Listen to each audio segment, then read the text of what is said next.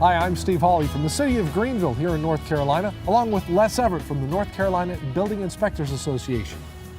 And what the NCBIA wants to do is help provide video training. Our major goals are professionalism, integrity, and education.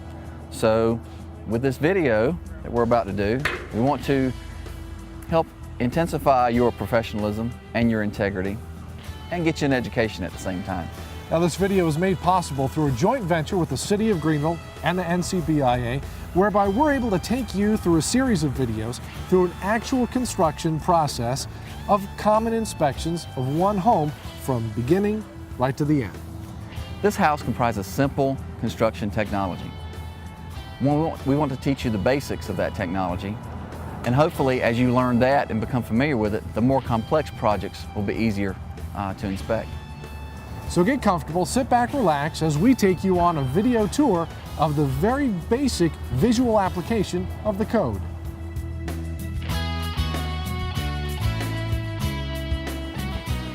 All right, Les, we are at obviously a new site where they're going to build a home here in the revitalized area. Looks like they've done some digging. What's going on here? This is actually our first visit to the job site as an inspector. Okay. This is the footing inspection. And as you can tell, they've got it, the foundation, which is the most critical part for a structure, dug out. They have rebar placed. These upright rebar, don't stand too close because there's certain safety hazards that we have to abide by. Safety first? Yeah, safety first. But the rebar standing upright gives us, the inspector, the depth the concrete will be when they pour it. We have to make sure it meets certain thicknesses for certain projects. Okay, now it looks like it's not quite the same all over here. Why would that be? Layout, contour. As a result, you can see right there's a bend in the rebar. We call that a step down. There are certain requirements for keeping the foundation as level as possible. And as a result, when you get to a certain change in those measurements, you have to do a step down, and it helps level the entire foundation system up. Speaking of steps, take me step by step. What's the first thing that you do when you come out and you see the footings and things like that? Okay, step one, what kind of day is it? Today, nice and sunny. Not every day's that way. If there's standing water after a rain storm, that's going to compromise the footing. Okay. Number one. Other aspects, was this an engineered project at first? Through our review, I can tell you this was not an engineered, this is just a standard construction project from the residential code. They have chosen to put rebar in, so we're looking at the placement of that, make sure it meets the requirements. It can't be laying on the ground, it has to have certain clearances from the sides. Okay.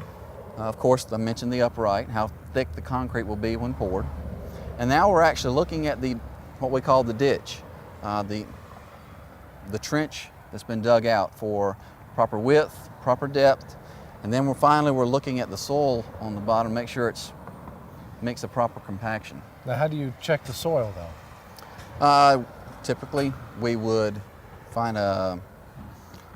we'd either walk the trench and that way, or grab a piece of stick, rebar, something that would simply justify for the inspector that it meets the compaction that's needed. Okay. And then what?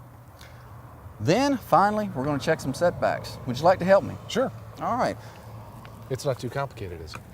Can you hold the end of this? Sure. You're perfect. Step right over here to the edge. All right, over here. To the edge of the ditch there. Right to the edge of the ditch? Yes. I'm going to just kind of hold it above the ditch, or you want it on the ground? Perfect.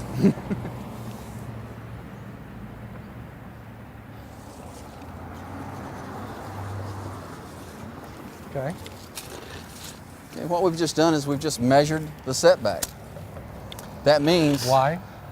We have property lines. Okay. And according to our zoning requirements, you have to be certain distances off of those property lines. And as a result, we have to check those once the footing has been dug. And I imagine it's different from the street and the sides of the property and things like that. You're correct. And it's different for different locations throughout the city.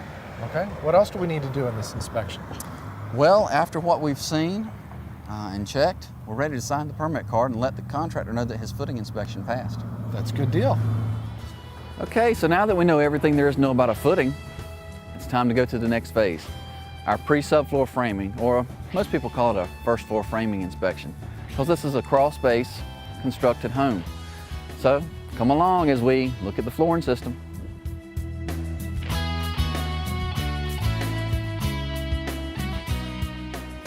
Now tell us what we're going to do today. All right, well, let's go back to the footing just a little bit. As you can see through the project, you can barely see what's left of where the footing was dug out before. Well, they filled that in with concrete. Okay. And now, everything you see here is resting on that foundation. And this is part of the phase 2 of the foundation. As you see, we have piers, all this stacked block, mortared together. No fishing from these piers. No, none today. And on top of that, we have our flooring system. This is a crawl space type construction. Okay, I see 2 types of wood on top of here in the flooring. Why is that? Good question.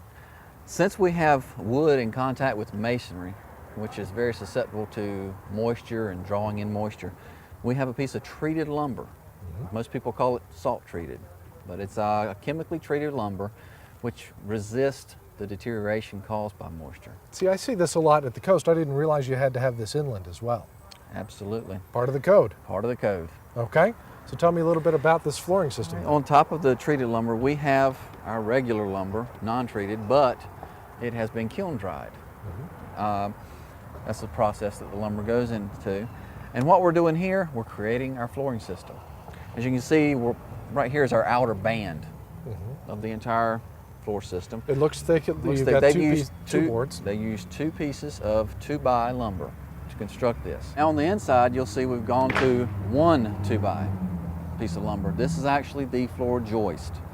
And what this does is, the next part you will have sheathing on top, but these floor joists are distributing the loads imposed for the floor system. As you can see, it transfers it from this point all the way across to this triple girder, which is used to construct this on an interior pier. And what we look for during these inspections, number 1, the type of lumber used, okay, pine. Number 2, the size that it is. It's a 2x10. We have charts which will govern how far this can span and what it can, how long of a piece of lumber they can use. I guess for that's these just loads. because this kind of wood, you can't have it go too far because it'd be too weak, wouldn't be able to hold up, You know, correct? trampoline. My kids would love it, not so much fun Not for so a house much- to live in. That's right. It's where you start hearing the squeaks. Where these span, at the end of them, they have to have proper supports. Okay. Now this particular design on the interior has ledger strips. These ledger strips, as you can see the cutout for the piece of lumber, rest on that, and there are certain attachments with the nailing system which gives it the proper support and therefore calls it a ledger. Another step in our inspection, since we're in a high wind zone, is to make sure it's properly anchored. Inside here we have anchor bolts with all the washers and nuts, and these are encased in concrete in the core of these stacked block. Okay. And later on as we go, everything will be tied together to resist the uplift that we get from these hurricane force winds, which you've seen pictures of the roofs being torn off. Well, it's all pulling, and we're trying to lock everything back down to the ground, to the footing. Okay, now I'm imagining that there are different codes for different sections of the state because obviously the coast is going to withstand stronger winds than we do as you go further inland. That's correct through wind, but theoretically across the state we use the same codes, but there are some there's a little tweaking that the codes do for those areas. Much like in the mountains. They're not on the coast, but since they're in their region, they have high wind requirements also. Okay, you mentioned tying everything together. What are these? Are these somehow related to tying things in, these little nails? When this project is done, you will see a brick veneer on the walls. Load-bearing piers, this contractor has chosen to use this method of what I call a hook and eye system, to which when the brick are laid, they will lay another mechanical fastener to tie the brick with the pier so that there's no shifting or Some people may have seen brickwork, the mortar in between cracking. This is a method of helping to lock everything together. Okay, now you mentioned the crawl space. Is there anything that you have to inspect down here for where they've kind of filled it in with sand? Is there anything to worry about down there? At this point, no. And on this project, as you can see, as how high this is, we're really not going to have any problems. There are some areas where the crawl spaces are very low. Yeah. They don't leave you a lot of room to crawl around in. I had a house like that in Chocowinity that, you know, it was probably this much crawl space. Made life fun when you had to go underneath there. Tons. There are certain requirements that you have to have certain clearances. Plumbing cleanouts underneath the house. Mechanical ductwork can't be in contact with the ground. So looking ahead, you have to plan for those factors as how high or how low you set the house. But we're not going to worry about those this time. Not at this point. Okay. Well, what else are you looking for? You've already talked about the wood, the joists in here, and how they attach to this, but what else are you looking for? Well, we could step over here to this girder. I think that's the last thing that I haven't shown you on our flooring inspection. Okay, let's go. And on this particular house, this contractor has chosen to use 3 2-bys to create his girder.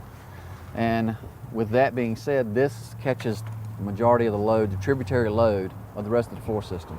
So it's distributing it between the piers.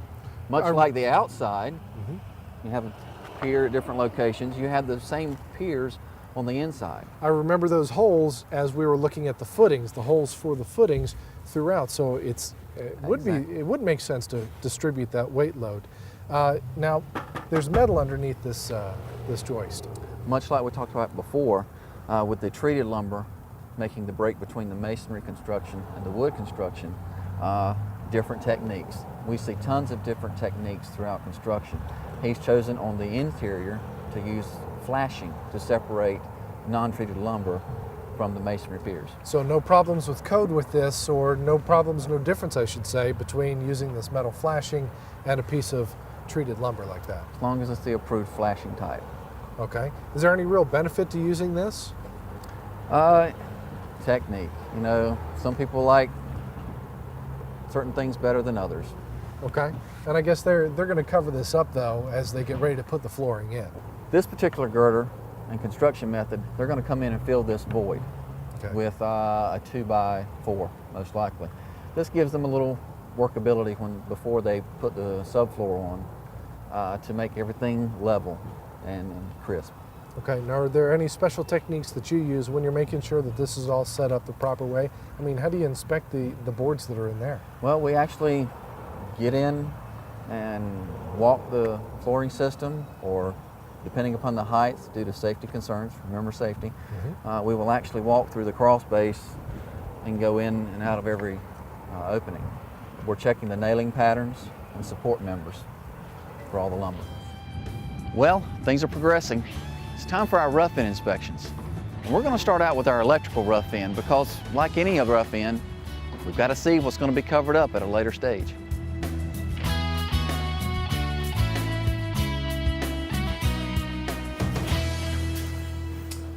All right, Wayne Eubanks is inside and waiting for us. And Wayne, thanks for joining us today. Nice to be here today. All right, so tell us about the wiring and what's expected when you come out here looking for codes. Okay, we're here today to do a rough-in and electrical inspection, and when we come into a room, as we are right now, we start looking at receptacle locations, make sure they meet the 6-foot rule of starting from a wall opening. Once you've met the 6 foot from the wall opening, then you start your 12-foot direction. Okay. And once you meet the 12 foot as you come around, as you notice here, we've got another opening into this room because it's a fireplace, so it's considered another opening. So we got to have one within 6 foot of that opening to make sure we meet that 6 foot rule again. And same thing on the other Same side. thing then, on the within other 6 side, feet. yes. Okay, but if this wall had been a consistent wall, it would just be Consistent within wall, 12 feet? a consistent wall, we would have started out at 6 foot. We could have went 12, 12, 12 all the way around the room. Okay. Now, when you're looking at this, are you noticing what gauge the wiring is, or does that not really matter? Yes, in this particular room, it doesn't really matter. He can do it in a 14 gauge or 12 gauge wire because it is a living room. We have certain areas like kitchens and bathrooms and stuff like that that we'd be looking for particular types of wire and sizes of wire. Okay, we'll talk about that in a second as we go to the Okay. kitchen, but first I noticed the ceiling fan. Looks like they're ready for a fan up here. Yes, that's a special ceiling fan box. It's designed to hold the weight of the ceiling fan. It's got the big heavy-duty bar.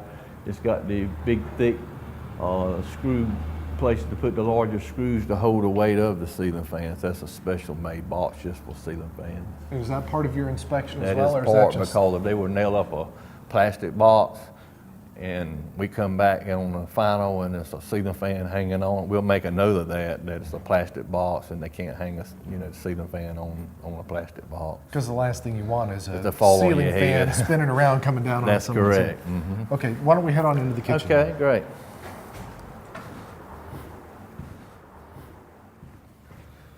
All right, so I'm guessing there are some differences in the code between the living room and the kitchen where you brought us. There is, once we come into the breakfast kitchen area, we start looking for different size of wire that you normally see in kitchens, which will be a 20 amp circuit. Your code requires you to have at least two 20 amp circuits in the kitchen area. In this case, he's got a 20 amp circuit in the breakfast room, which is the yellow wire. The yellow wire indicates number 12 wire, which is 20 amp rated. Okay, and I see that you've also got some over here, probably for the stove or something like that. Okay, this particular wire is also number 12 20 amp rated wire. He's feeding the dishwasher here with the circuit and his garbage disposal. If he had chose to, he could have did that in a 14 gauge wire, which would have been a different color. It would have been white, but he would have had two different circuits instead of the one like he has now. Now, does this have to be ground fault circuit interrupt, or That does is that not. something you're looking for as well? That does not have to be ground fault protected. Only when we get into these other outlets, when we come around the room, I'll show you the particular outlets that will be GFI protected. Okay, let's look at those. This is a countertop receptacle. It'll be the countertops coming across here. This will be a regular receptacle on the wall, and it's required to be GFI protected because Now, it's how can above you- the countertop. I'm sorry, how can you figure out that that's GFI protected as opposed to just seeing the wires? Well, you don't at this point in the rough end stage. You just look for make sure he's got his 20 amp circuits that's required in the room. The GFI will come on the final stage. You'll be looking for the receptacle that's GFI protected or a breaker that's GFI protected. So in this case, it wouldn't be, but all the receptacles in this kitchen area are required to be GFI protected above the countertops. Anything else special inside the kitchen? Nothing else special in the kitchen, just the 20 amp circuits and GFI protection. Okay, let's head on into the bedrooms and talk Okay. about those then. All right, down the hallway and into a bedroom, and I see you've got some wires pulled out here.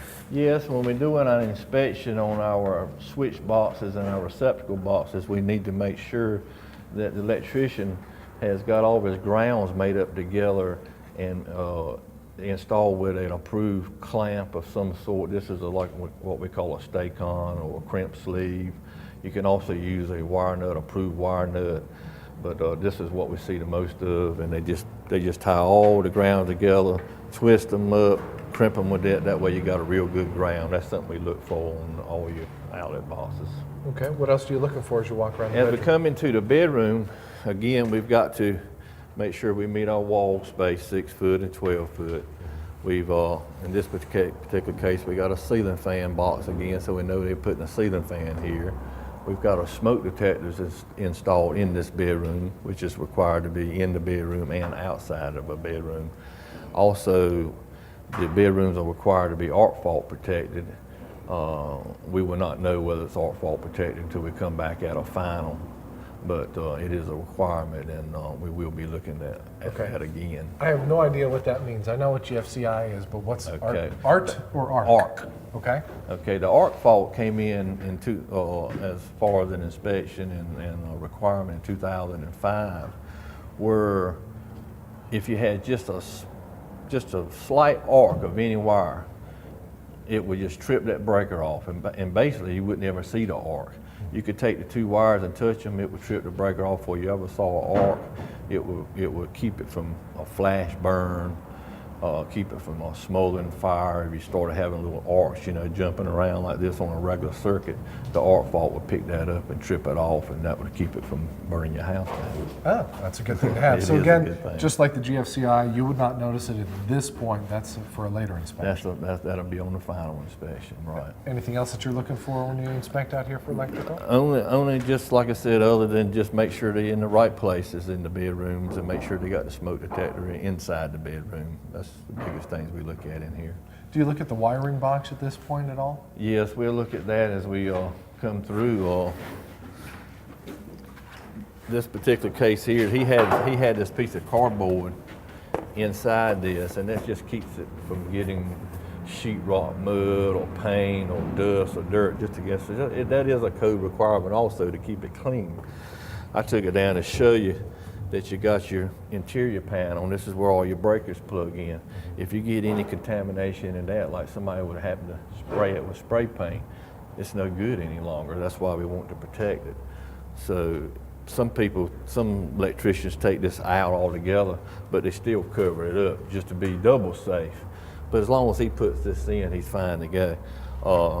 The other thing we look for is just make sure he's got the proper connectors, proper fittings as he comes into his panel. Doesn't have too many wires coming into those fittings.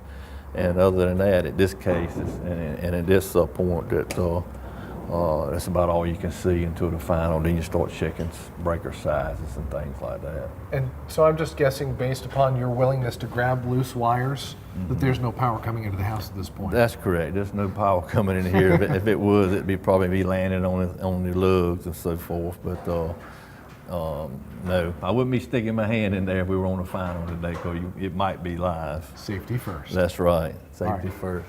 Well, thank you very much, Wayne. All right. Thank Appreciate you. your time. Uh-huh. So now we're moving on to plumbing. Well, just like electrical, things are going to be covered up.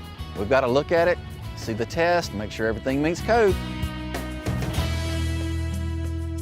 Les, thanks for joining us again. How you doing? I'm doing great. Good. What you got for us today? Well, we got a call that the plumbing's ready. What does that mean? Well, they've started putting in the drain pipe, the water lines, the showers and the tubs, everything for a rough-in inspection. Okay, what you going to show us first? Well, you know, our goal this time is to look at everything that's going to be covered up when we come back. So what I'm going to do is I'm going to hand it off to another one of my inspectors and let them walk you through today. Okay, who you got? Mike Weldon. All right.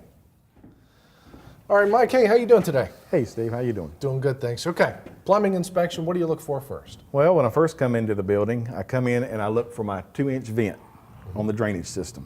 Okay, And, why 2 inches? What's significant about that? Well, the building code requires that you have at least a minimum of a 2-inch vent to air the drainage system. And so minimum size would be 2-inch. And as we come in, we look for the writing on the pipe. It tells us that it is a 2-inch, and we follow it all the way up through the roof. Once we've completed that, as we're walking around looking at the system, we look at all our fittings, making sure that the fittings are properly installed, because there are certain fittings that can only be installed a certain way. Also, as we look at the fittings, we look for the purple primer. Code requires that purple primer only be used when putting these pipes together. So that's the cement that holds the pipes together. It used to be clear, didn't it? Well, they used to sell it in different colors, clear being what a lot of them used to like to use, but now the code requires it to be purple so that when we come out to do our inspections, we're able to see that easily, and that way we don't spend a lot of time with a lot of guesswork. Now, I bet you do some other things to make sure that everything is glued together properly as well. Yes, sir. We come along, we shake the pipes around a little bit to make sure that all the fittings kind of hold together, and it has a water test on it. And this water test also reflects if there's a leak somewhere, because it has enough water pressure that it will show a leak if there is a spot that's not glued together.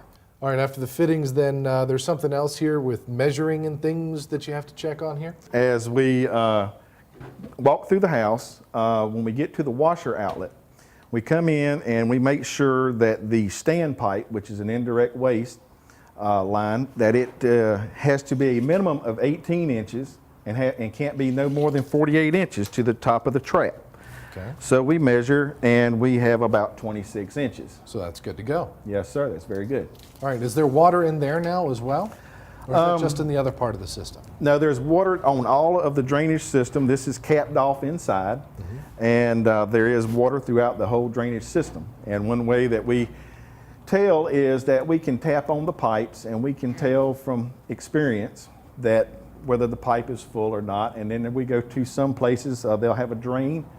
We'll open the drain just to make sure that some water flows out. And just like I say, from experience, you just kind of tap on the pipes. You can tell an empty pipe from a full pipe, and most plumbers know that also. Now, what's the deal with the metal things that are along some of these studs and everything? Okay, these are our nail guards down here. And if the pipe is closer than 5/8 of an inch to the edge of the stud, then it requires a nail plate to protect it from any screws from the sheetrock being put up or any nails from any trim work that may be going on inside the room. On the bottom plates and the top plates, we require that they have a nail plate to guard that 1.5 inches of wood plus an extra 2 inches on up and below, so that when they are shooting those trim guns, sometimes the trim is very large and the nails, you know, are kind of far up off of the baseboard, and so we don't want anything to hit this water line and cause it to have a leak inside the wall. That would be bad. Yes, very bad. Okay. Very bad. Now, you mentioned this 2-inch pipe earlier. I understand the code has changed to 3 inches for this main pipe. Why is this one allowed at 2 inches right now? Okay, in 2002, the code, before 2002, the code actually allowed us to use, the code required us to use a 3-inch vent going through the roof. You had to have a minimum of 1 through the roof, then you could have all the other vents that you wanted. In 2002, the code changed to where they would allow a 2-inch main vent to go up through the roof.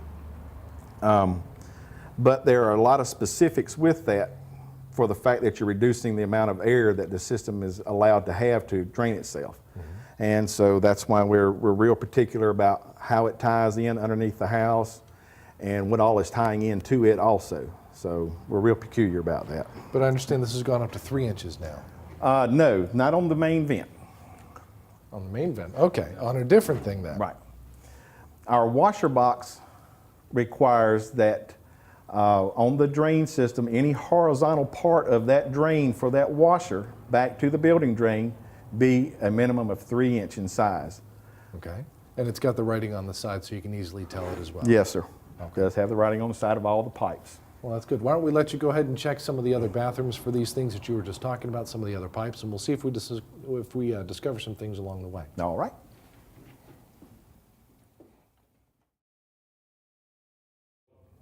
As we come into the bathroom, we look for our toilet flange. We usually measure off the walls to make sure that it is at least 15 inches to the center of our toilet flange.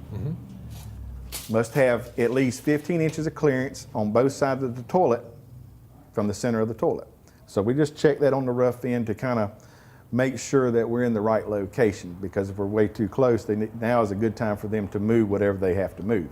And I guess you're checking for the kinds of the screws as well, right? Yes, sir. We're also looking at the screws that it's mounted with. It must be mounted in place, and it must be mounted with non-corrosive screws. Okay. Then we move on to the shower. We make sure that our shower heads are mounted. They too have to be mounted with non-corrosive screws. You know, we give it a little moving around, make sure everything's nice and secure. All right, Mike, now I saw as you were looking at the nail guards up here, you started eyeing these pipes. What gives? Yes, this is our drain line for the water heater pan, which will sit in the attic, and I have a pan under it, and it has to drain out any water that may leak out of the water heater.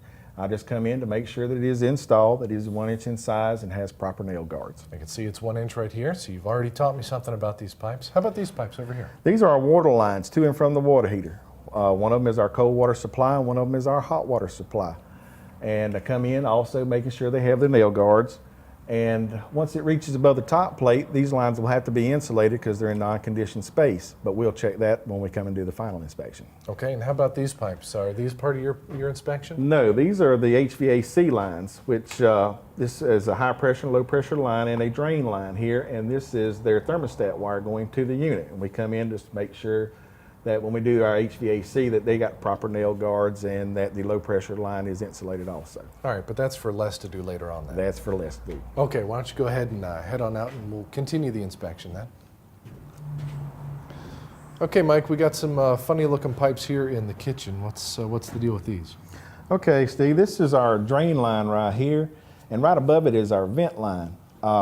This vent line, the way it's stubbed out of the wall like this, lets me know that they're going to have a mechanical vent on this pipe. And this is just a vent that sets up inside the cabinet and it mechanically operates to let air in the pipe whenever water flushes through the system. And then once the water flushes through, the vent closes back up so that you don't get any odor back inside your cabinet. And then of course this is where all our drain line will hook up to, and then of course our water line's here. Now, they've installed a spigot here. Is there any good reason for that other than me turning it on and getting you wet? Well, this is where they filled up the system at. When they do their pressure test, they have to fill the system up with water, of course, and this is where they fill it up at. And occasionally we will open it up just to see a little water come out to make sure that when we tapped on the pipes, we weren't... You weren't getting fooled. Yeah, we weren't getting fooled. All right, now you mentioned a pressure gauge. I imagine that's not inside the house. You got that someplace else. Yes, sir.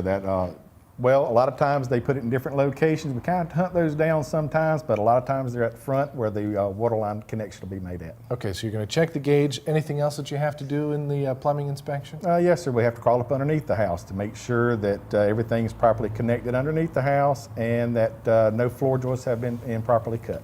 Okay, thank you very much, Mike. Yes, sir. I'll let you get to those because I'm not crawling under the house today. All right, thank you. All right, Les, what's Mike looking for under the house? Well, right now he's crawling, he's looking at all the pipe, the sizes of the pipe, where all the routings, the fittings, make sure all the direction, flow of the water is traveling the right way. Make sure they haven't put in one backwards, which is going to cause a restriction. The strapping of the pipe, make sure it's supported properly. You flush the toilet, all that amount of water goes at one time, those pipes kind of shake a little. So we need to make sure it's properly supported. He's also checking for cleanouts where required. Something stops up, you need to be able to get in there and call that plumber and let him clean it out, and he has easy access to do that. Is a clean out required everywhere? Not everywhere. The code gives us an outline of where the cleanouts are required. All right, so now you're getting the hang of a rough-in inspection. Our next one is a mechanical rough-in. Basically has anything to do with conditioning of air or movement of air. Of course, we've got our chief building inspector, Les Everett. Les, how you doing? I'm doing great. Back again. Yeah. Well, we had the plumbing last time. What do we have this time? This time, yet another inspection request for mechanical rough-in at this point. Okay. Who are you going to do it this time? Or are you going to pawn it off on one of the other guys? Hey, let's use that pawn card. Now, I want to try to show you how all our staff works together to get this done, because it's not all the time you're going to get the same inspector on the same job site. Okay, and all these guys know all of the details about all the different systems. Well, we're cross-certified, Okay. which means we do multiple trades. So with that being said, it opens us up to do more inspections. Okay, and that's a good thing. For time management, yes, it's a great thing. Okay, who you got today? It's going to be Wayne Harrell. Okay, let's go find him. All right. Hey, Wayne, how you doing? I'm fine. Appreciate you coming out today. Thank you. Okay, so what are you looking for here? Well, on a mechanical rough end, this is a gas insert, which is a vented insert. It's going through the wall. So typically on a rough end inspection, the only thing I'm looking for now is the gas line coming to it to make sure it's stubbed into it. We'll actually see the connection with the shutoff at a later inspection on the final. But right now, typically, the only thing I'm looking at is it is vented. It's going through the wall.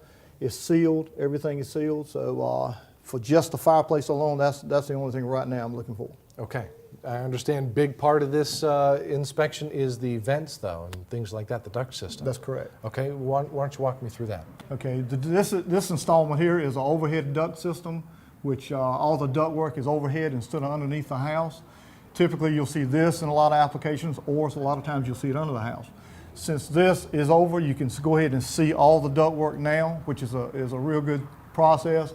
I'm looking for the way it's run, the workmanship manner everything is run, make sure it's sealed properly. All the boots that are at the registers are sealed. All the tape is on. There's no insulation that's insulating the duct is exposed. Now, when you're talking about the tape, is that regular duct tape like I could buy at the store or even put on my car? No, that's not allowed. It has to be it's specified for that use. It's an Underwriters Laboratory approved duct tape. UL 181 or 180 is what's used for duct, and it's actually stamped on the duct, so that way we can identify they're using the proper tape.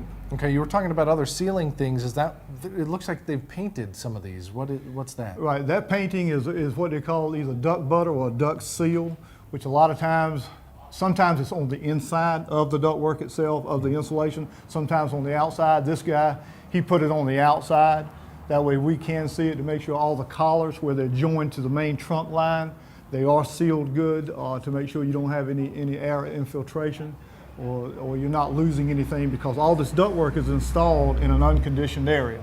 So the making sure that it's sealed properly is a prime part of our inspection. Now, you were talking about workmanship. Are you looking for things like big bends so it doesn't have a vent that, or a duct that is all of a That's sudden correct. closed It off? should be run to where there's actually SMACNA rules, which is governed on duct insulation.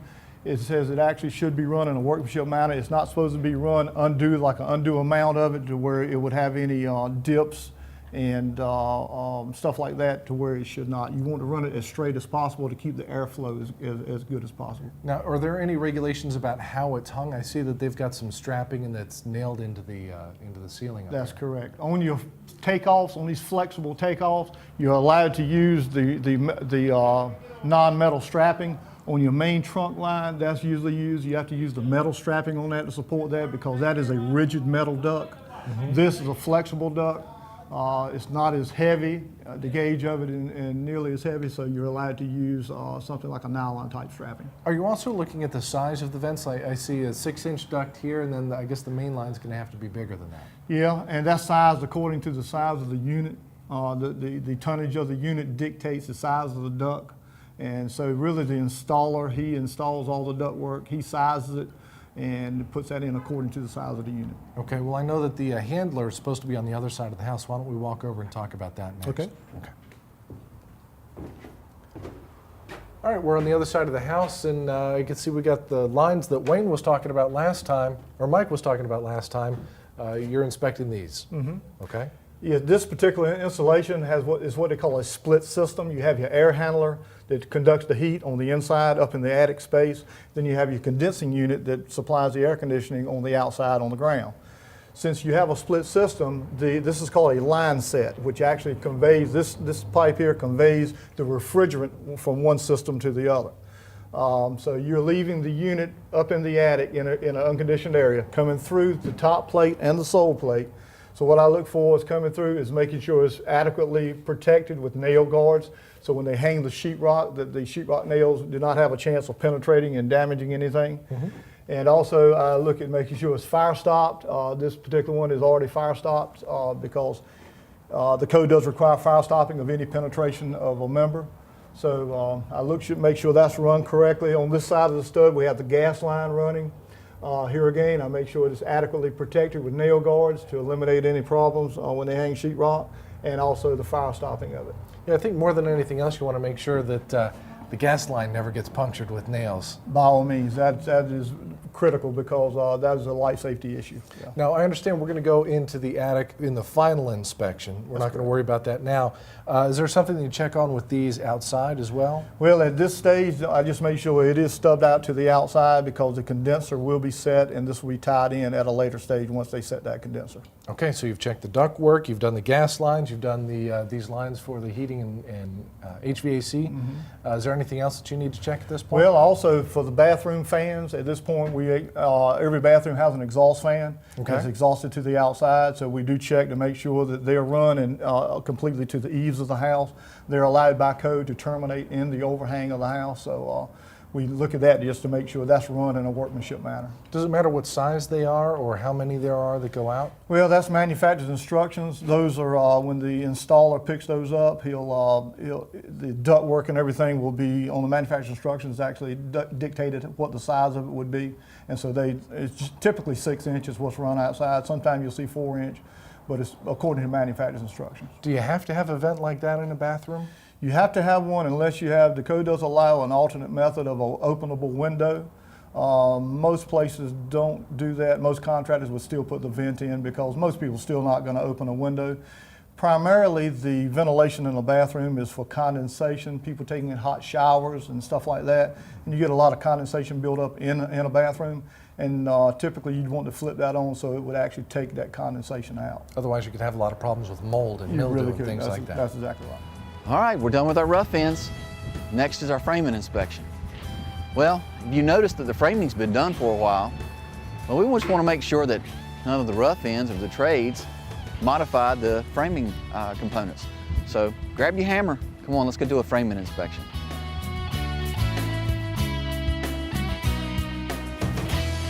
Hey Tim, how you doing? Steve, how you doing today? Doing good, thanks. You're going to do the framing. What do you start out with?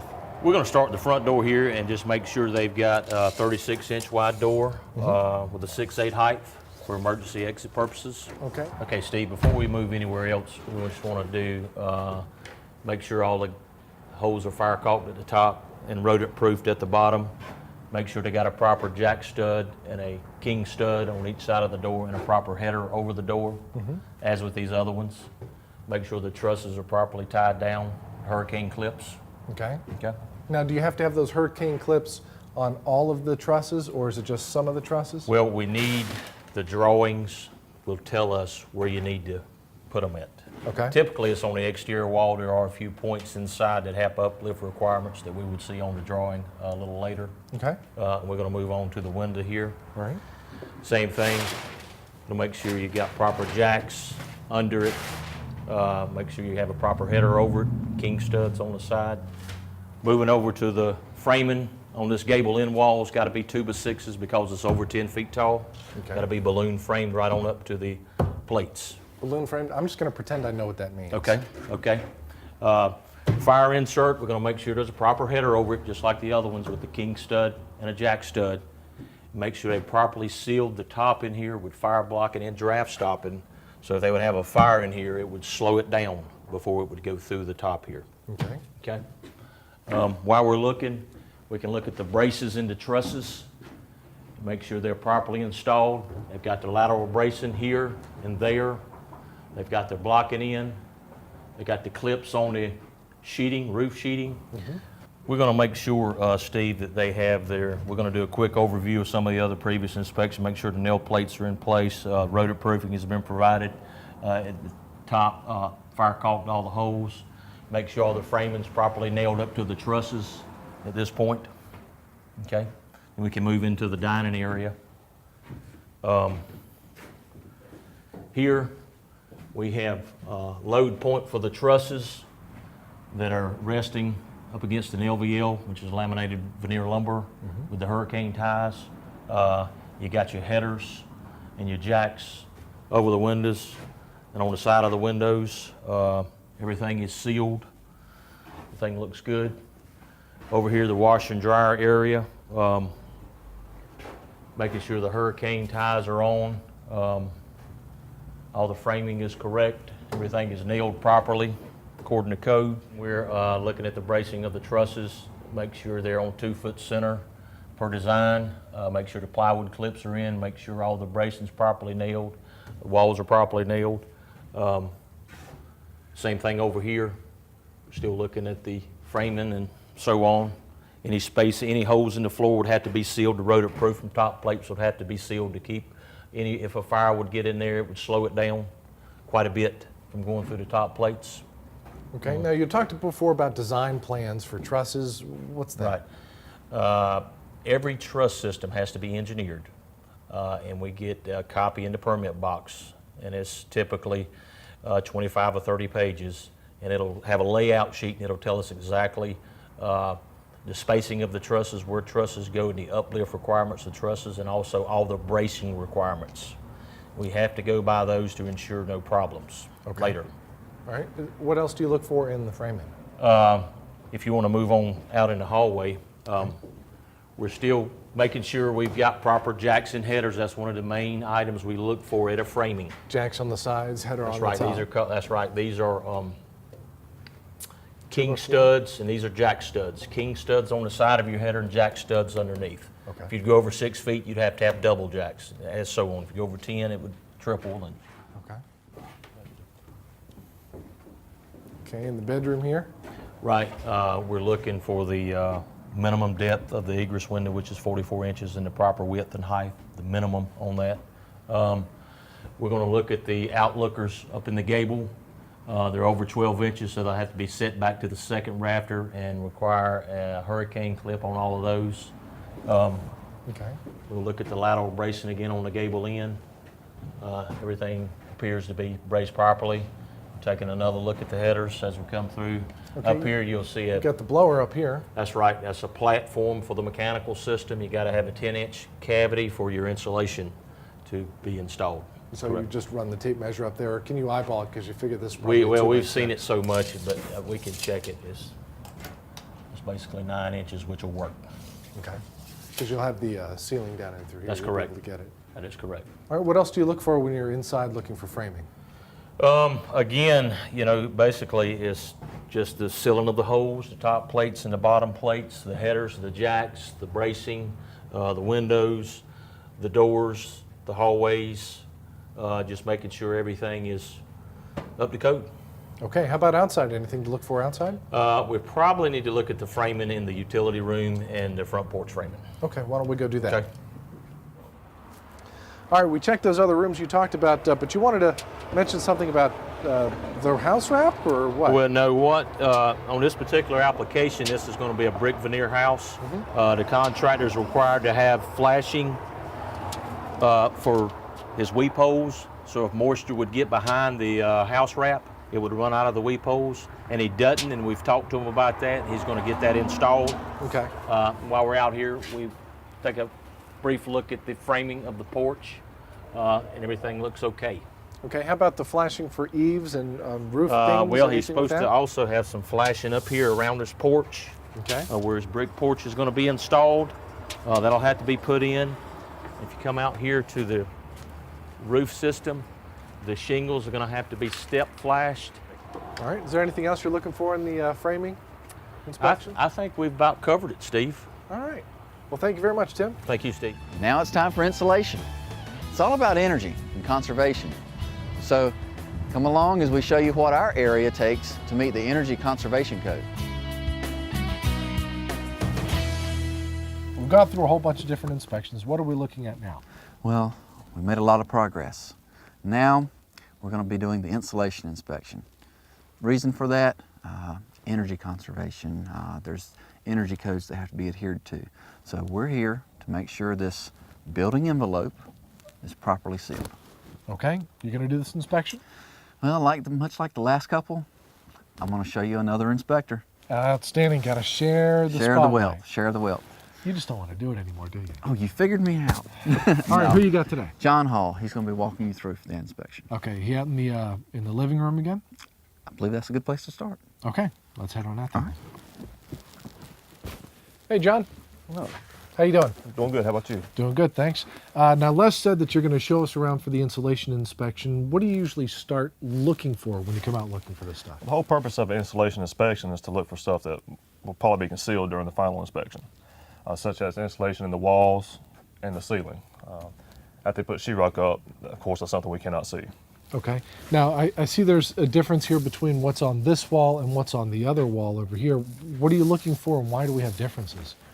Well, in the old code, before the new code just came out, they were required to have facing on the insulation, kind of acts as a vapor barrier. And in that case, the paper or the plastic that they use as vapor barrier would be on the interior side of the wall.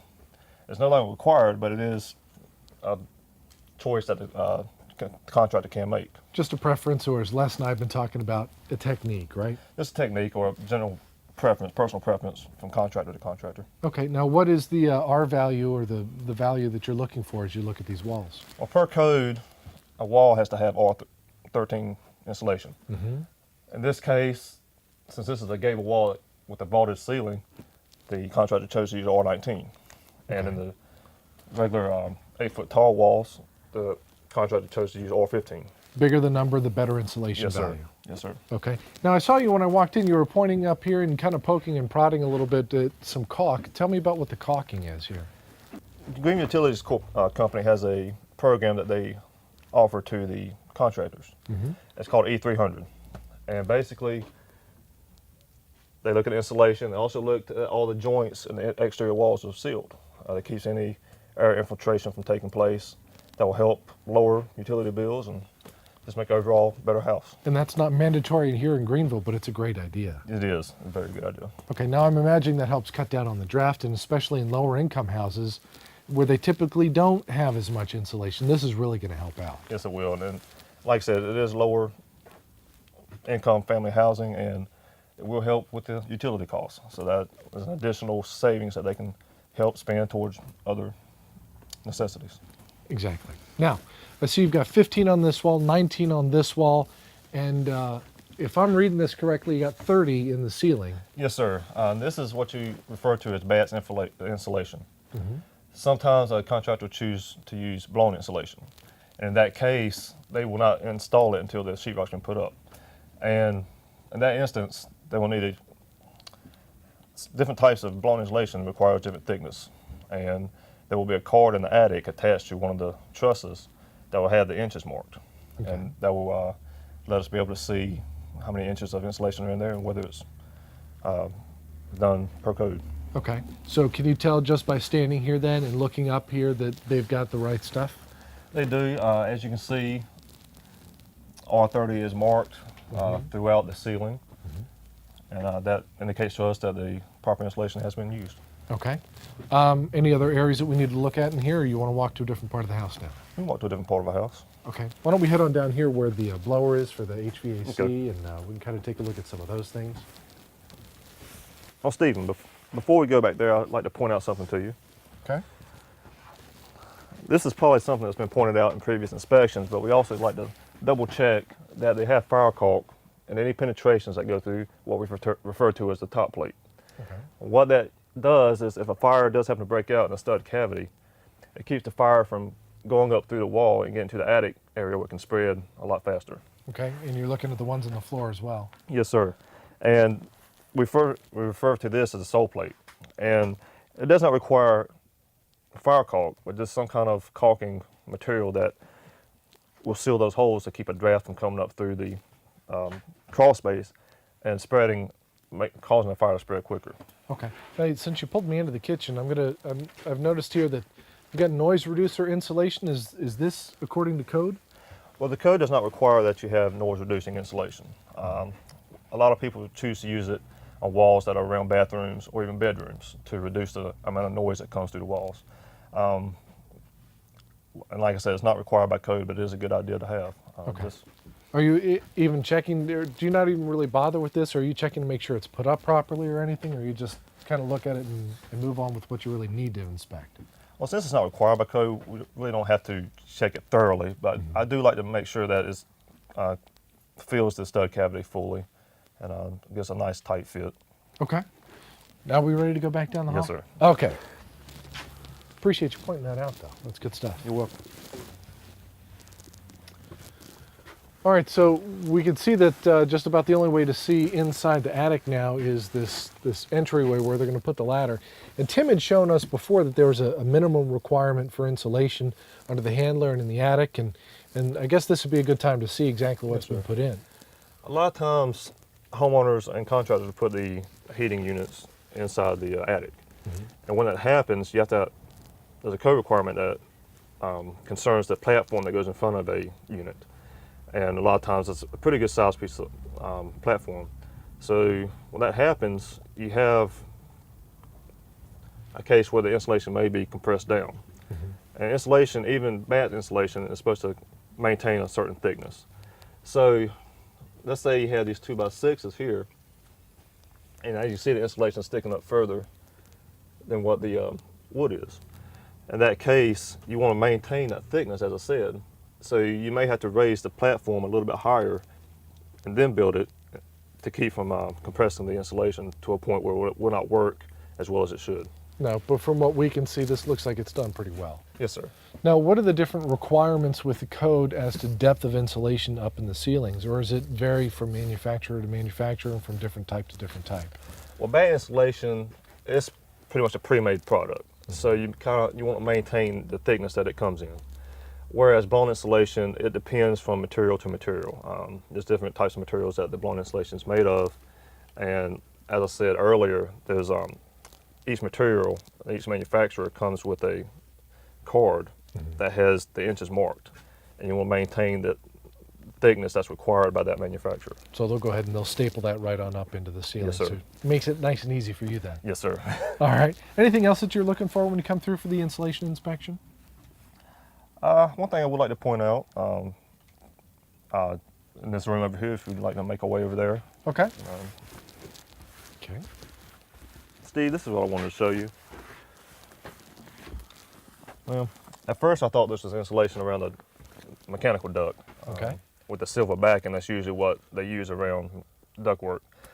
That not being the case, it's just an extra piece they used in the wall here for noise reduction. But there are requirements for ductwork having insulation. And depending on where the duct is located, whether it be in an attic, inside a wall such as this, or in a crawl space, there is a certain amount of thickness, R value, that we talked about earlier, that it requires. Gotcha. But since there's no duct in here, we're not concerned about that. No, sir. So they're Okay. good to go. Okay, it's electrical final time. House is about done. Electrical is done, supposedly, so we need to go take a look.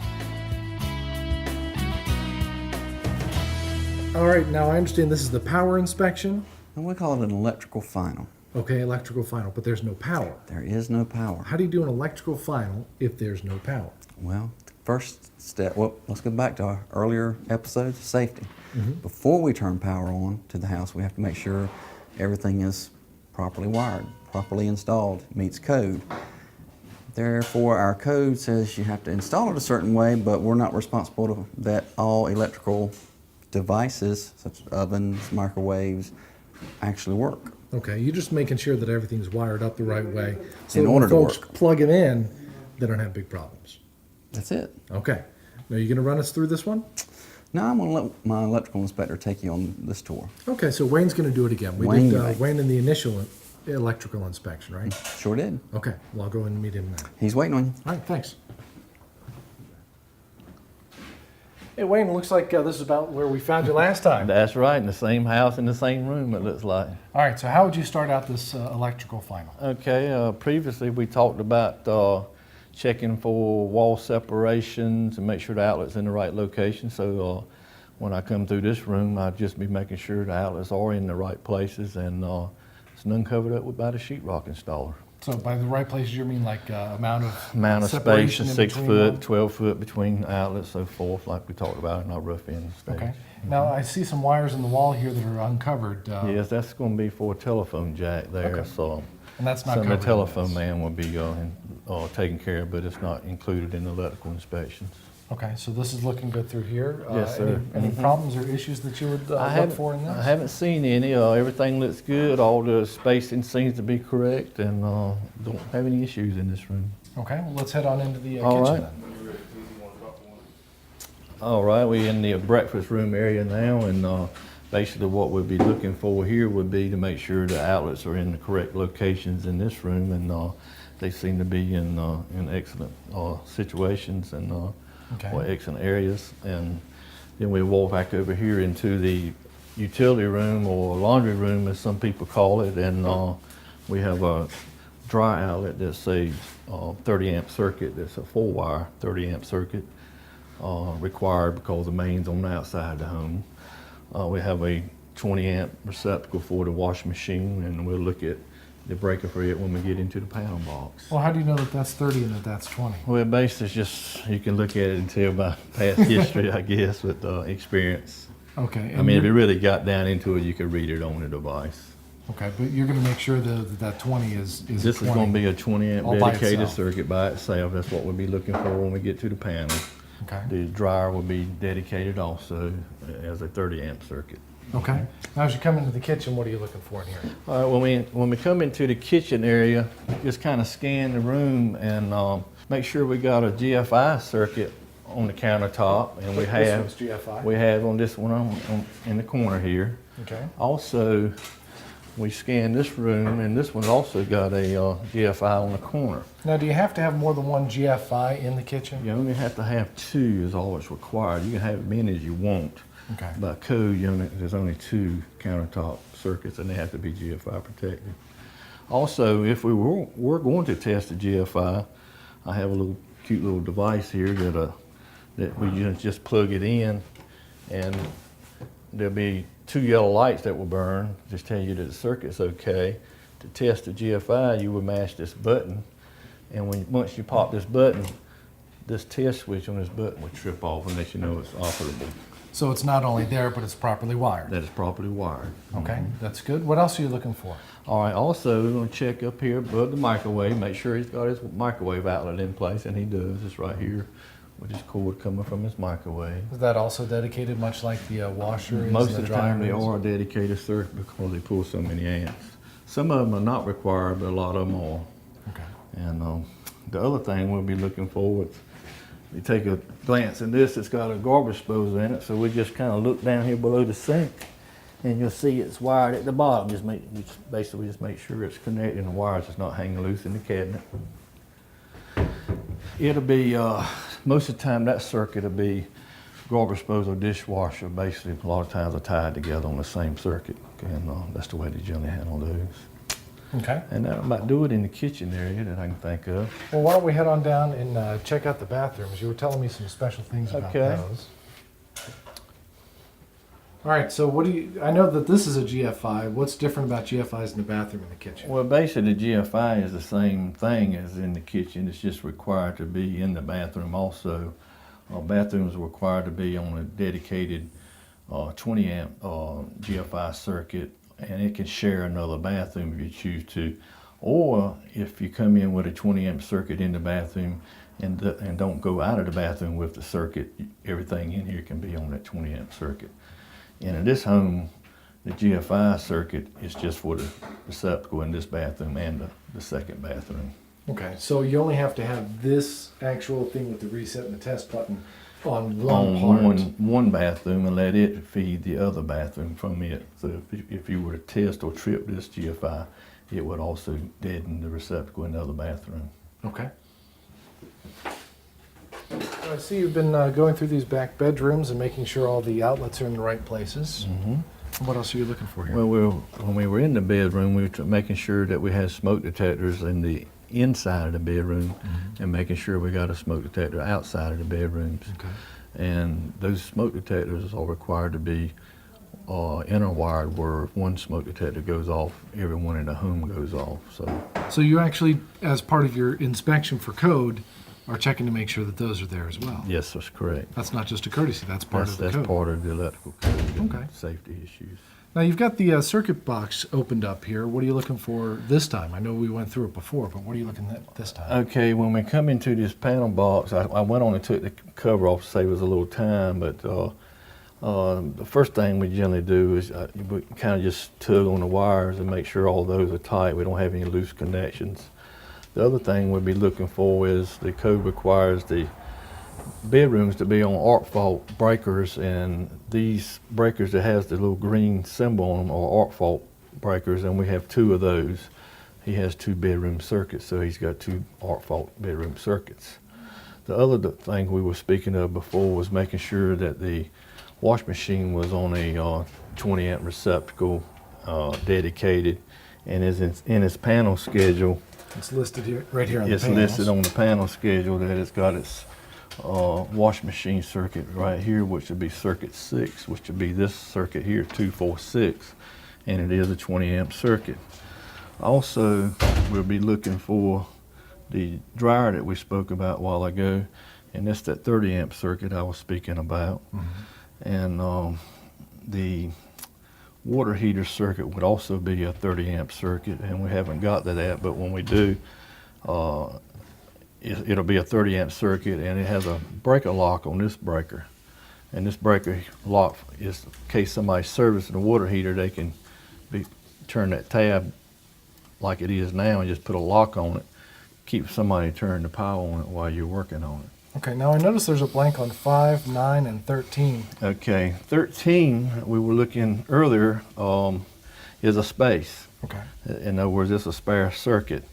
The electrician on circuit 5, which is 1, 3, and 5, which is this breaker here, forgot to label this one. So that's something that you would kindly remind me I will of. call him on this and possibly turn the inspection down for it not being labeled. Okay. And also, there was a circuit here, which was this one, this one right here, that's not labeled, and he's aware of that also. I asked him about those, and he said these are overhead lighting circuits that he had to come back and mark them. Okay, so he'll come back, mark them, and that'll be okay. And for we'll the come back inspection. and verify that it's been labeled.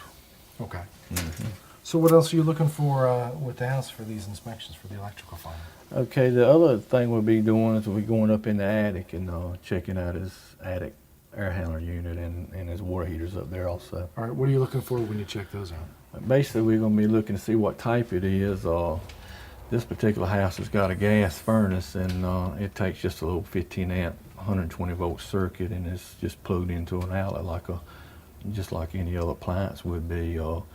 If it was a heat pump or something like in that category, it would be a larger circuit, but this home has just got a little gas 15 amp circuit on it. All right, do you mind if I skip the climbing in the attic part?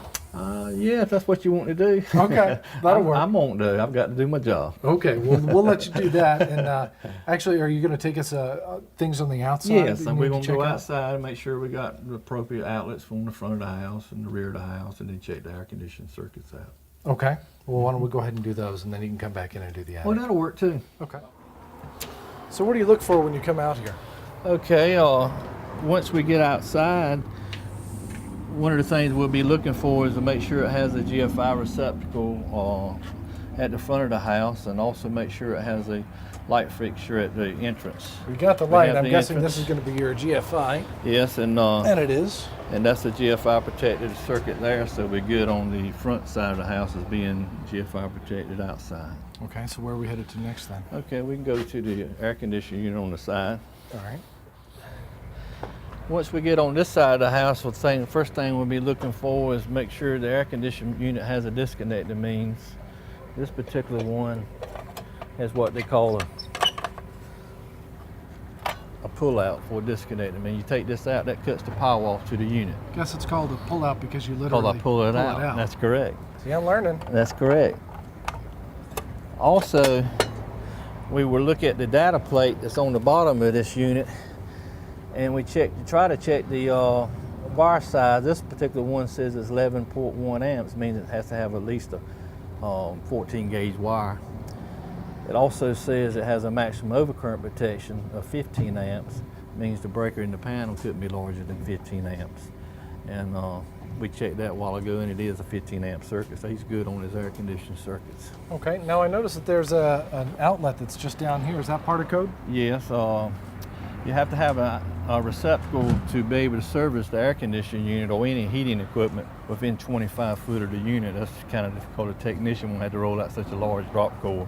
That's a good But yes, that's GFI protected also. All right, what else are you looking for on the outside here? Basically what we'll be looking at next will be at the rear of the house to make sure it has an outside outlet and a rear light fixture at the exit. Okay, water comes in.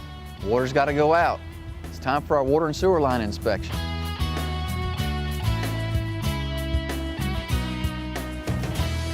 Good to see you, man. Back again. Yep, now this is a water inspection.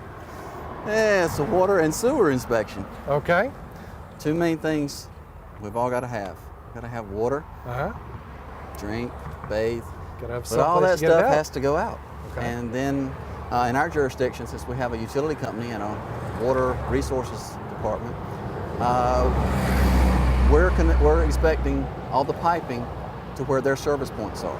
Okay. And then they treat and discharge and Take care of the circulate. water. Yeah. We're not worried about that end. We're worried about this end. So let's start out here then. I see a skinny pipe and a big fat pipe. I don't want to feel like going down in the mud. Why don't you get down? I'll take on care down of that. there? Thank you. All right. All right, what's the little skinny pipe? This little skinny pipe, as you can see here, is connected to the water meter. Okay. This is going to supply the house with the potable water, drinkable water, useful water. What we're looking for during our inspection, Minimum of a 3/4 inch line to supply the house.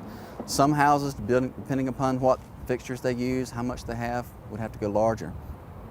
And then we're looking at its minimum depth. It can be of a few different materials. They've used a PEX pipe here, and of course it's one long run, no joints.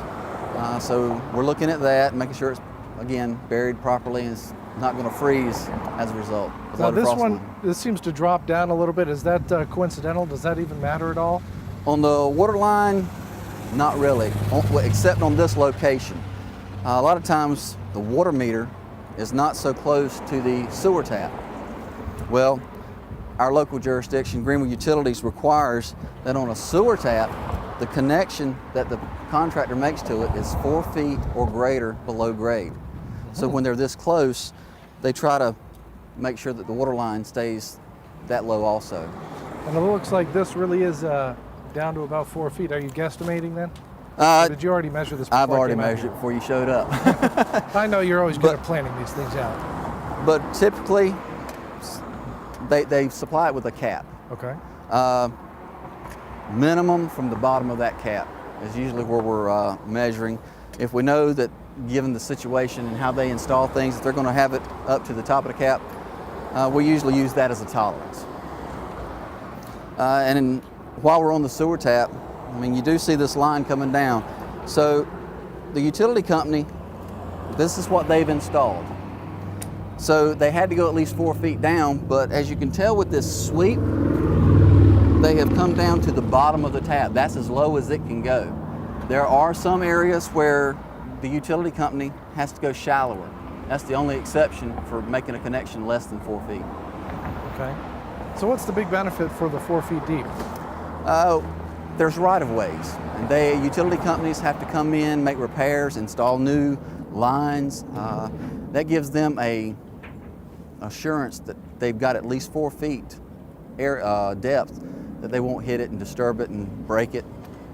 Okay. Gives them workability. That's a good idea. Now that's a steep drop off there, but I notice it's not quite as steep as it comes up once you get to that turn, going from there to the house. Right, depending upon the routing of it, as they come up, the sewer line has to be at least 3 inches below grade. Again, doing about frost line, and we don't want water freezing as it's draining through. Another thing we're looking at is how it's bedded in. If you were to hold a plastic pipe at two ends, it's very flexible, and it creates what we call bellies, and it holds water. So when they are installing the pipe, we have to make sure it meets a minimum fall, and you bed it in to make sure it stays in that position and doesn't create those bellies. So in this case, they're using sand to They're using bed sand. it in? Yes. Are there other things that you could use to bed it in, or is this pretty common? I imagine it's pretty common here in the very coastal common plain. here. There are some other means. Some people might think you could use rock, bedrock and stuff. The larger aggregates would actually settle and could disturb, and actually over a period of time cause problems with the pipe. So there are alternative methods. You just have to think long term, and that's why we look at how they bed it in. Okay. So what's next that we're looking at here? Next, we're going to follow it up to the house and where they made the connections. Now, are you checking this bedding as you go up towards the house? Yes, I am. And So I'm you're also walking like kind of firmly and... making sure that there's no voids, make sure they packed it in well. Okay. And another thing I do as I'm walking is I am checking with a level the fall. And as I can tell by this one, they have plenty of fall. On this size pipe, it's a minimum of 1/8 inch per foot. So they well exceed that. This kind of reminds me of when I'm trying to level pictures in the living room as I'm No, that's hanging. tougher. No, this is about how I end up having them. Oh. About like that. All right, well, let's walk up to All the right, house let's then. do it. All right, up at the house, I see that there are two different sizes of pipes up here in addition to the small pipe. Are there code requirements for sizes here, and why is the difference? All right, there are code requirements on this. There's two different parts of a drainage system as far as this is concerned. This is called the building drain. Of course, it's draining the building. When it comes outside, the terminology changes. This becomes the building sewer. Okay, building drain.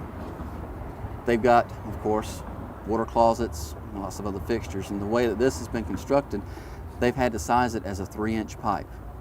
Again, other construction may cause this pipe to be larger. When it comes out to the building sewer, the building sewer has to be a minimum of 4 inches.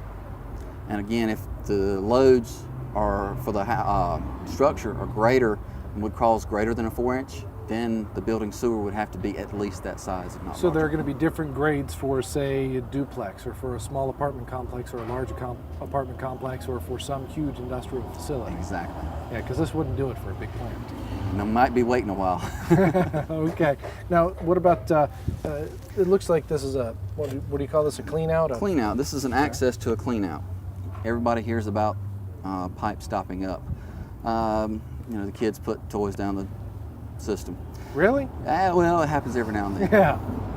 This is an access point to where if there's a blockage in this line, they can clean it out. Something called a snake, plumbing snake.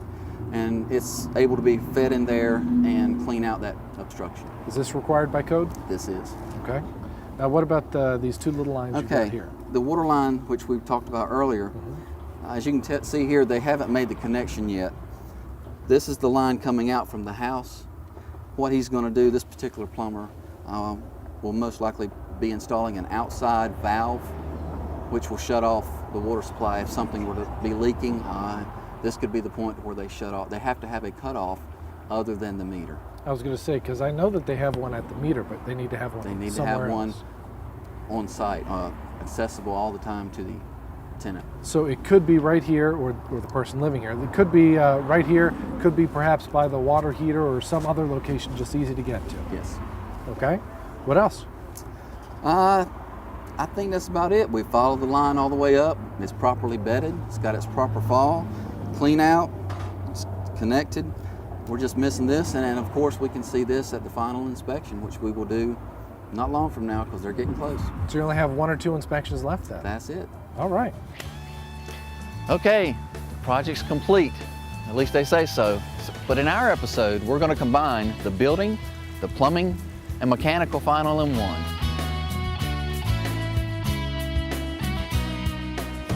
How you doing, Les? Doing great. You look comfortable up Hey, here, man. welcome home. Thanks. You look like you need a rocking chair and some lemonade. That would about do it. I mean, it. we're here for the final inspections. That's good. Now, what kind of things are you looking at a final inspection? Everything. Now we're just making sure everything's in place. We're ready for that homeowner to come in and call it home, literally. Just move the furniture in and everything should function properly. Okay, now, I understand we have to check out the mechanical, the electrical, everything. Everything. But do Well- you usually do that in one big inspection? Typically on new construction, no. Okay. And the reason being the many different visits. We consolidate our building final, our plumbing final, and our mechanical final in one trip. Okay, and you're doing that just for us. Well, we do that for all contractors too. I mean, that's one of our processes. Okay. Okay. Time, money, you know, gas, different trips. So we do consolidate those inspections on new construction. And plus, you've got your guys all cross-trained, so they know everything about everything, just about. Just about. Just about. Okay, well, let's start out the process then. Beautiful house. What do you start out looking for when you arrive on site for a home inspection? Well, when I show up, the first thing I'm looking for is our address. Okay, and I see that they've got it up here on a post on the front porch. Is that Yes, good? that is good. Visible from the road, the public right-of-way next to it.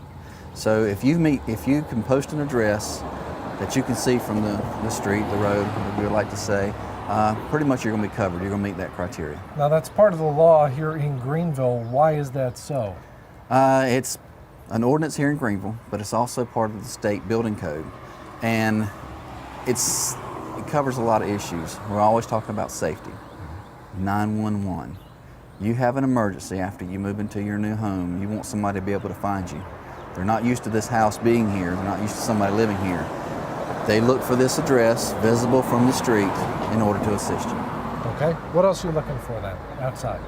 Well, on our process of an inspection, we normally try to go inside first so we don't walk around, get mud all on our shoes. We'll try to be a little courteous during the inspections. Now, So- you warned me we were going to get muddy, yet I wore my jeans today, and you're not wearing jeans. I was Are we not setting gonna you get- up. I was Oh, setting you up. Actually, yes, we're going to crawl underneath the house and go in some spots that are typically not friendly to khaki pants. Okay. But one of the positives of this contractor is the time and effort he puts in underneath the structure. So I wanted to prove that there are means and methods for the contractors to put in a good crawl space environment. Okay. Let's get to crawl space in just a bit. I guess we should go inside, or do you do stuff out here on the front porch? Well, as we're walking in, we do check it, like handrails, guardrails, make sure it meets code requirements on that, keep people from falling off, assist them in going up and down stairs. But other than that, we kind of walk our path inside, and then we'll come back out and go around the house. Let's go inside then. Let's go. And one of the first things we're looking for as we enter the house is the door. Main means of egress. In the residential code, it requires one door to meet this egress requirement, 3 foot minimum, 6'8" in height. Now, as far as locking mechanisms, we've all heard of deadbolts. We've got one here. We'll We've turn here. got one, but it's not double keyed. The code says if you designate this as meeting that requirement, you cannot have a key operated deadbolt on this door. It has to be a thumb latch, easily operated without the use of a key. So if something's happening, fire or emergency situation, you don't have to go find a key first. So if they had a double key deadbolt, they'd have to have some other door that meets this requirement that has the thumb latch. So it could be a back door or side door. It has to be at least one door like It has that. to be at least one. Let me throw in one exception, one major important issue. It cannot travel through a garage. There's a lot of people building houses with garages on them.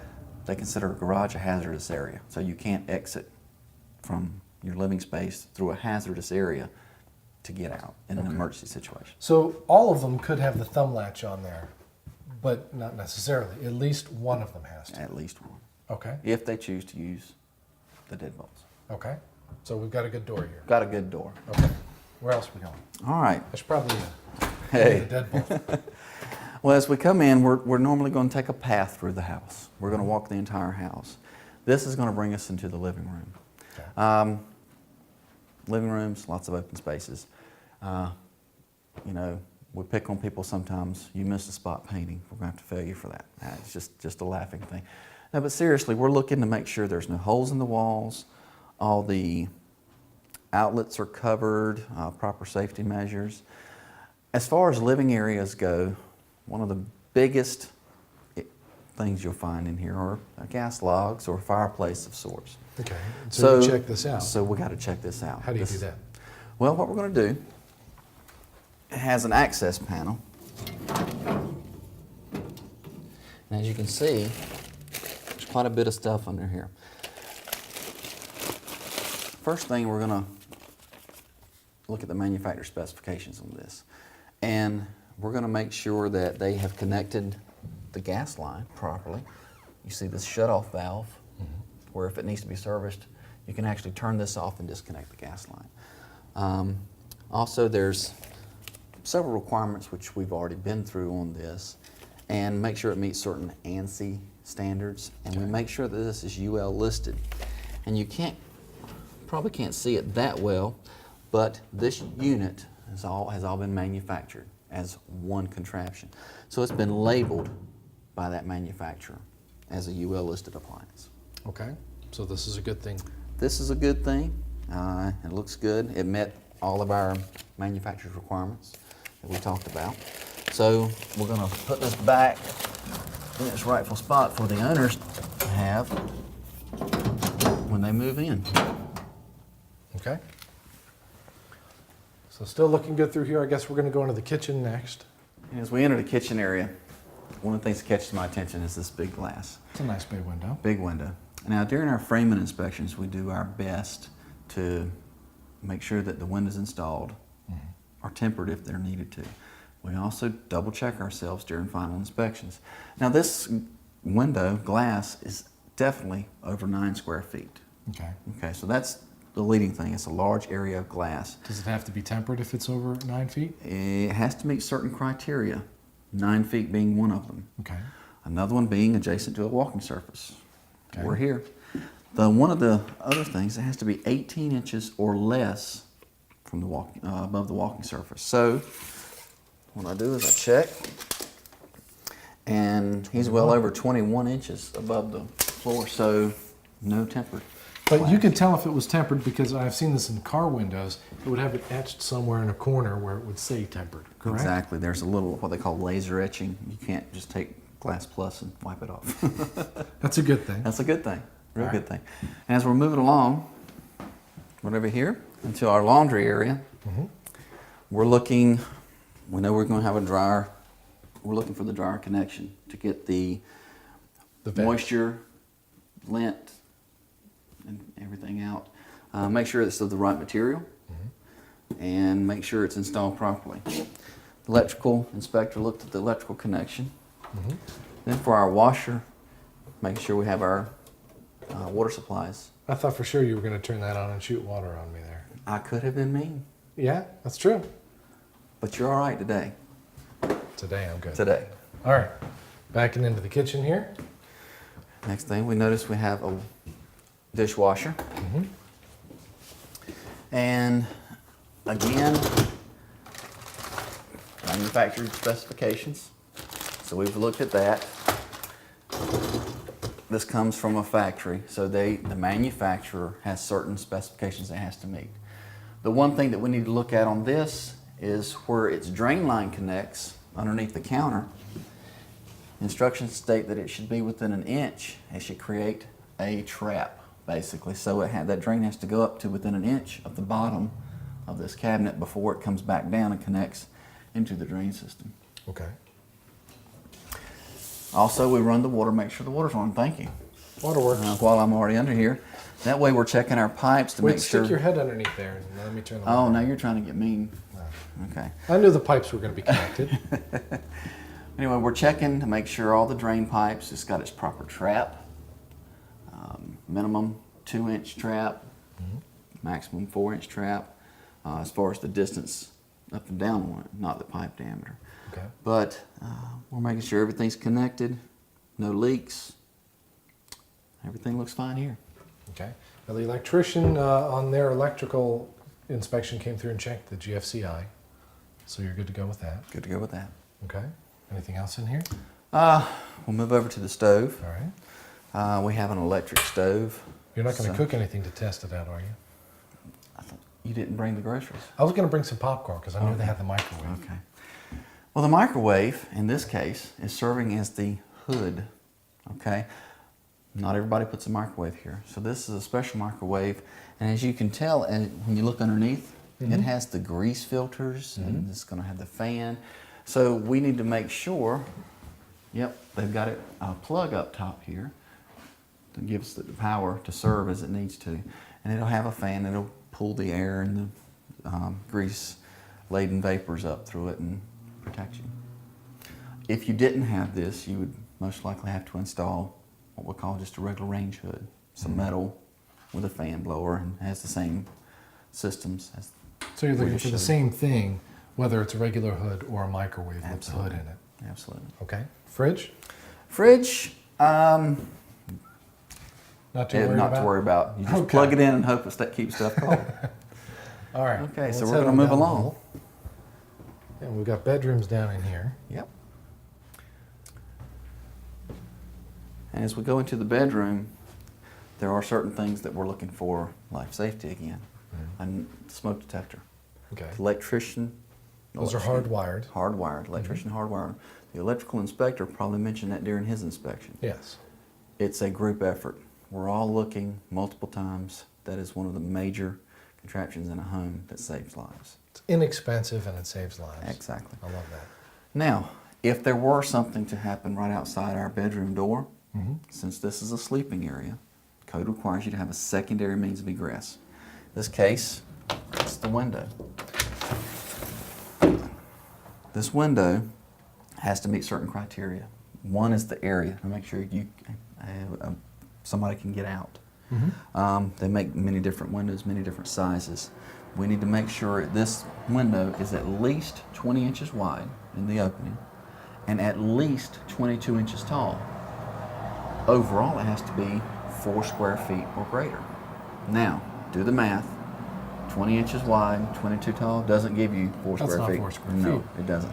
So those are the minimums. If I choose a 20-inch window, I have to go taller than 22 inches, taller than 24 inches. Gotcha. But I've got to get that 4 square feet. Same thing if I go 22 inches minimum in height, I've got to go wider. I'm going to let you off the hook. You're not going to have to get out the little tape measure and do the math On here. this one, I think we can all tell that it meets. That is large enough. Yes. Okay. All right. So what else are you looking for in here? I mean, you're still looking at the outlets. The mechanical duct, which this contractor's put in the ceiling rather than the floor. So just make sure it has the proper register and sealed properly. Okay.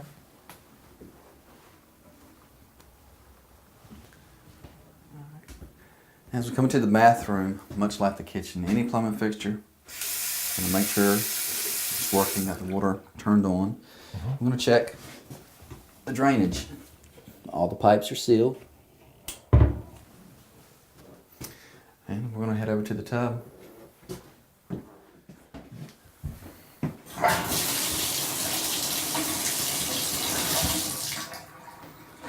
Now I'm guessing you're checking that the water's running and it's actually draining properly as well. That's correct. Because remember, we're gonna have to crawl underneath the house and we're gonna check all those pipes from the water that we've run through it for leaks. Okay. So now the next thing we're gonna check on is gonna... Feel better? No, I had to make sure the toilet worked. Oh, thank you. See, you're looking out for me. Go on. Okay. All right, so you went in the back bedroom here. Yeah, just checking this bedroom for the same thing in the other bedroom. Okay. And we got a smoke detector here. Yes, we do.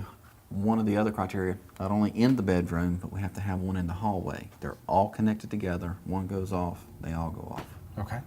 So we have to Another make sure- bedroom this way. Another bedroom this way. Another bathroom that way. You're going to check the same things? Same things. Okay. Well, let's just go ahead and check those. Can I flush the toilet again? Be my guest. Sweet. Hey, the lights don't work. I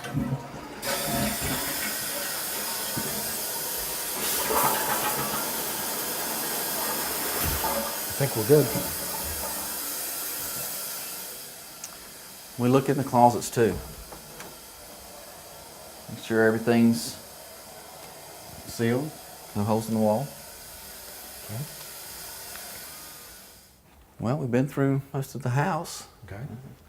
Man, you got me looking up. What are you always looking up for? Well, it's my job to look and make sure everything, so I'm looking up, I'm looking down, I'm looking all around, and look, when we looked up, see the Okay. mechanical return. All right. We're making sure that first it's installed, second it has the filter in it. Nearing our rough end, it was sealed, so that's good to go. Next would be the attic. Okay, you're going to head on up there though, right? I'll head on up there. All right, what are you looking for when you pull this thing down? Well, since this is in the house, part of the envelope, as we call it, we have to make sure the attic door is insulated. Well, that's going to help also with the insulation value of the house, meeting that whole R300 for our utility company. Absolutely, absolutely. Well, as I start to go up, I can tell that we have our insulation card. That's put in by the installers of the insulation. And that's certified that it meets the R values, the code. Okay. All right, we got the water heater up here, Les. Yep. One of the first things we came to, since it's located in the attic, there's structural members and everything below it. It's required to be in a pan. The water heater starts to leak, it goes into the pan. If you'll notice, this larger diameter pipe here is connected to the pan. It's a 1-inch minimum. It would then drain that water out, and it's routed to outside. Okay. We've got the UL listed, that's good. UL listed. It's secured. Water heaters can build up lots of pressure. We have a pressure relief valve up here on top. And you can't see it from this angle, but it's also required to be piped down. Now, is that a requirement just because it's in the attic, or is that a requirement everywhere that one of these is located? That's a requirement everywhere. If I was up here in the attic putting away the Christmas tree, whatever. This blows off, it gets to that temperature where it's going to release that boiling water. By piping it down, you're minimizing the possibility of burns to a very low location. At this level, if it was to go off, it could hit my face, on my body. Okay. So does that have to go all the way out, or can that go down into the pan? And That then can go down into drains the out? pan, then drain out. Okay. Now what's this up here? This is an expansion tank. A lot of people choose to use these. In our area, since we don't have a closed system, it's not required. But there again, with thermal expansion of the water, it's another safety device to keep pipes from bursting, joints from cracking. Okay. We've got our pipes covered up with insulation. We're in an unconditioned area.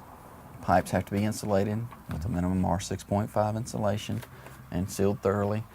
You'll notice this green handle there. It's a shutoff valve. This is isn't it? exactly, well, this insulation is hiding the shutoff valve itself, but should something happen, I can cut the water off to this and have the water heater replaced. Okay. Now, I guess as you're also looking around at the insulation that's been thrown down and the duct work as well. And most of that was at the rough ends. There again, since it's in the attic, a lot of those are things were already done, but we're going to take another look at them, make sure no alterations have been made, no holes in the system. Next to the water heater here, we have our heating and air conditioning unit. This particular unit runs off of gas. It comes in and gas line, I'm checking for the shutoff valve, like we mentioned before, the locks. As it comes in and tied in properly. Again, mechanical unit manufactured somewhere else, we're always looking for the manufacturer's instructions. And with the instructions, with this unit being basically called a direct vent, it has a PVC material, which is using a fan assist to get all the bad stuff, the burned gas fumes, carbon monoxide stuff, and pipe it out to a safe location outside so it doesn't build up in your attic. As we move on further down, this is actually the cooling area, the coil of the unit, and everybody's seen the water dripping off the line during the summer. Well, as this pulls the moisture out of the air, which actually cools your house, it goes through this trap. It's called a primary drain, and it's piped to the outside to discharge the water. The code also requires a secondary drain, but as you can see, they've capped this one off. As an alternative method, they have a float switch wired in, which if this pan that it's located in, much like the water heater pan, because damage could occur below, should this pan hold water, it would activate this float switch, which turns the unit off, and therefore would serve the same purpose as a secondary drain. Gotcha. You also notice the refrigerant lines, which are connected to the condenser outside, compressor outside. We have a high pressure line, and you can't see it, but there's a low pressure line. This low pressure line is what holds the cool refrigerant. And being in this attic, as you know, during the summer it can get very hot, will cause it to sweat. So they've insulated this line to keep it from sweating and causing damage to material in the attic. I think I need some insulation because I'm already sweating up here and it's not even summertime. Sure feels better outside than it did in that attic. It does. Well, since we're outside, we've got a brick house.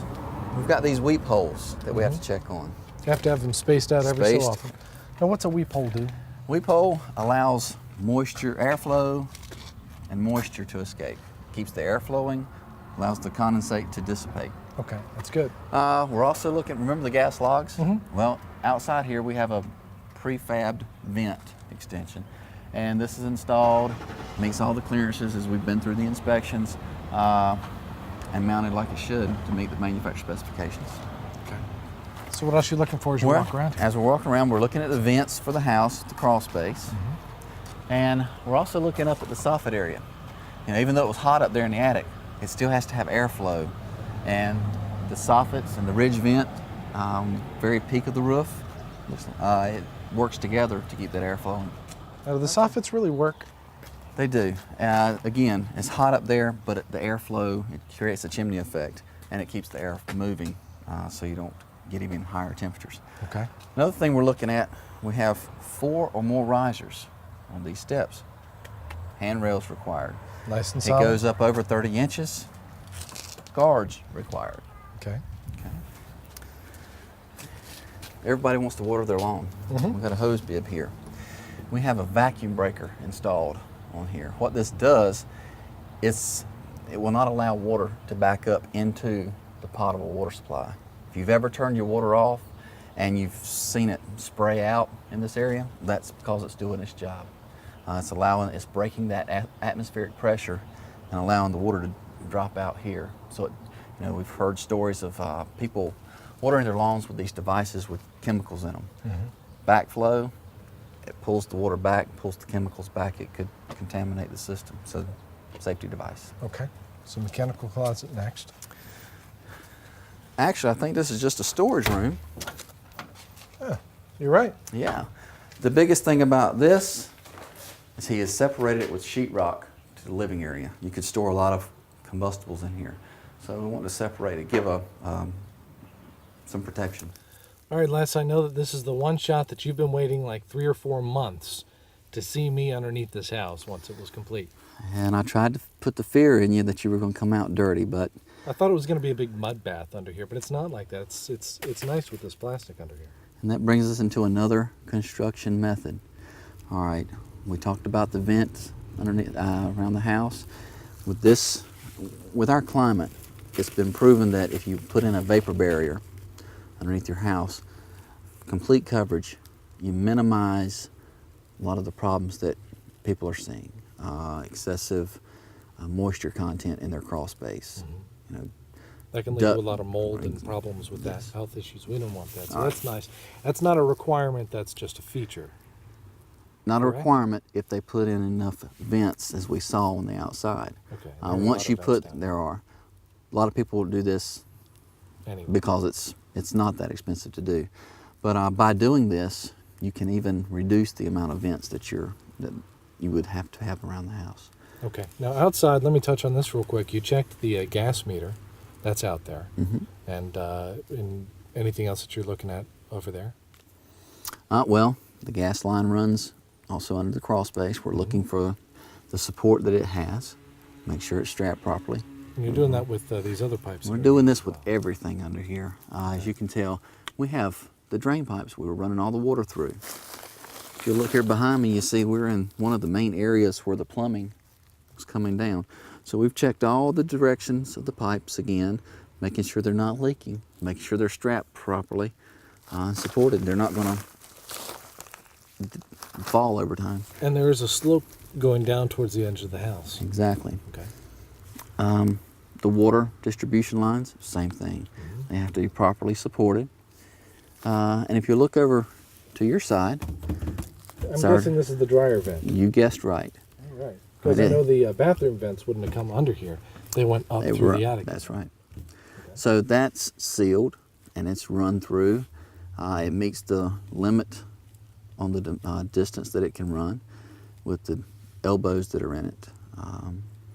The code takes, you can go 45 feet with your maximum developed length, depending upon the pipe that you use. The hard pipe like this, if you use a 90-degree elbow, you have to subtract 10 feet from it every time you put one in. If you use a 45-degree elbow, you have to take away 5 feet from that before you even start the rest of your length. So there's more math involved. There is more math. One of the last things we're looking at is this, more insulation, energy conservation. Most floor systems will have an R19 value in here, but we're looking to make sure it's all installed properly, the cavities are fully filled. And again, just another once over, looking at all the piers, all the lumber supports, make sure nothing's been modified. But that's going to about do it for our crawl space. This house looks good then. This is a very, very clean crawl space. So I guess we're done with the inspection. This house is good to go to a buyer. We're about to give him his CO, his certificate of occupancy. Okay. How do you do that? You just sign away and then hand it over? Well, as I mentioned before, there are some other agencies that get involved, in certain projects. So once we do our inspections of the construction, we have to make sure it meets other criteria. There may be landscaping requirements.